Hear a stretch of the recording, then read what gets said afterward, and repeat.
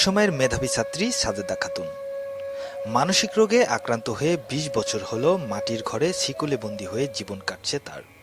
স্কুলের মেধাবী ছাত্রী সাজেদার পড়ালেখা অবস্থায় তার বিয়ে হয়। বিয়ের ৬ মাসের মাথায় মানসিক রোগে আক্রান্ত হন সাজেদা। স্বামীর বাড়ি থেকে চলে আসেন বাবার বাড়িতে।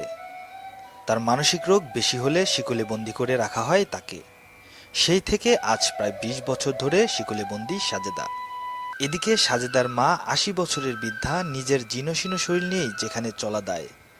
প্রতিবন্ধীকে লালন পালন করতে এ যেন জীবনের অগ্নি পরীক্ষা দিচ্ছেন ৮০ বছরের বৃদ্ধা জবেদা খাতুন। চলে গেল, আমি ওই বিটিক নিয়ে কি করবো? ওই বিটিক সব কিছুই দেওয়ার লাগে। আমিও পারি না, আমার গা হাত খালি কাঁপে। চুলে ভাত ছিলেই তো না, মুঠে ভাত